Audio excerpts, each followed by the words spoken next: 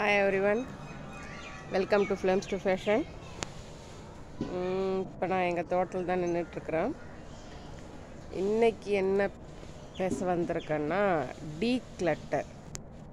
Watts the meaning of declutter? டீக்ளட்டர்னால் என்ன அப்படின்னாக்க நம்மளை சுற்றி இருக்கிற இடங்களை ஆர்கனைஸ் பண்ணி வச்சுருக்கிறது. ப்ளஸ் அது வீடாகட்டும், நம்ம வேலை செய்கிற இடமாகட்டும், எதுவாக இருந்தாலுமே அங்கே நமக்கு இருக்கிற தேவையில்லாத பொருள்களை அப்புறப்படுத்துறது.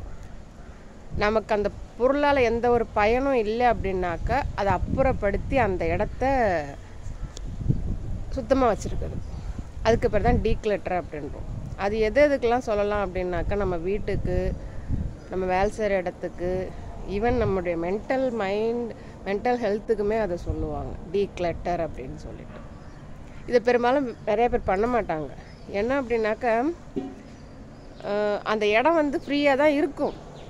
ஏதாச்சும் ஒன்றை கொண்டு போய் அங்கே போடுறது, சரி அதை நாளைக்கு பார்த்துக்கலான்னு போகிறது, திரும்ப அங்கே கொண்டு போய் வேறு ஏதாவது ஒன்றை போடுறது, இதே மாதிரி போட்டுக்கிட்டே போக போக போக அந்த இடம் என்ன ஆகும் சொல்லுங்கள் பார்ப்போம்? ஒரு பெரிய டம்ப்பாக மாறும். இந்த மாதிரி பொருள்களை டம்ப் பண்ணி வைக்கிறது நம்மளை சுற்றி இருக்கிற எனர்ஜியை அஃபெக்ட் பண்ணும்.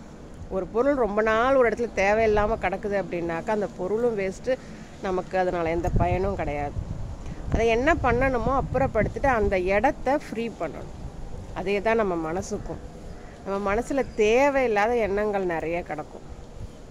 அது எல்லாத்தையும் கொஞ்சம் கொஞ்சமாக வெளியில் ஏற்றிக்கிட்டே இருந்தோம் அப்படின்னாக்கா நம்ம மனசும் ஃப்ரீ ஆகிடும்.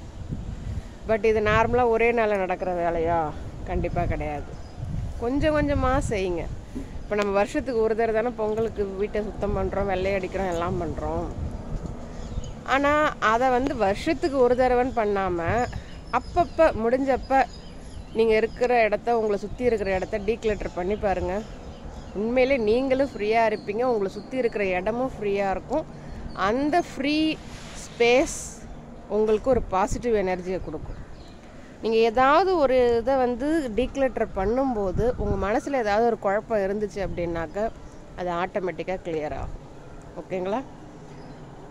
ஒன்றும் கிடையாது. நம்ம வீட்டில் மேஜை இருக்கும், ட்ராயர் இருக்கும், அப்புறம் சாப்பிட்ற டைனிங் டேபிள் இருக்கும், சோஃபா இருக்கும். அங்கெல்லாம் பார்த்தீங்க அப்படின்னா எதுக்கு நம்ம அதை வாங்கினோமோ அதை விட்டுட்டு அதை எல்லாத்தையும் பொருள் எல்லாத்தையும் ஸ்டோர் பண்ணுற இடமா வச்சுருப்போம். ஸோ அதை க்ளீன் பண்ணுங்கள். சும்மா இருக்கிற நேரத்தில் க்ளீன் பண்ணி பாருங்கள். கொஞ்சம் கொஞ்சமாக க்ளீன் பண்ணுங்கள். மொத்தமாக எல்லாத்தையும் இறக்கி ஏற்றணும் அவசியம் கிடையாது. கொஞ்சம் கொஞ்சமாக பண்ணி பாருங்கள். நீங்கள் அப்படி கொஞ்சம் கொஞ்சமாக பண்ணுறது உங்கள் வீட்டுக்கும் நல்லது, உங்களுக்கும் நல்லது, உங்கள் மனசுக்கும் நல்லது. ஓகேங்களா? ட்ரை பண்ணி பாருங்கள். இப்போ நானும் எங்கள் தோட்டத்தில் கார்டனிங் ஒர்க் அந்த மாதிரி தான் பண்ணிகிட்ருக்கிறேன். ஒரே முட்டை பண்ணுறது கிடையாது. கொஞ்சம் கொஞ்சமாக பண்ண என் தோட்டமும் அழகாக இருக்குது, என்னுடைய நேரமும் யூஸ்ஃபுல்லாக இருக்குது, எனக்கும் ஃபேவரட் ஹாபி கார்டன் போயிட்டுருக்குது. ஓகேங்களா? பண்ணி பாருங்கள். All the best.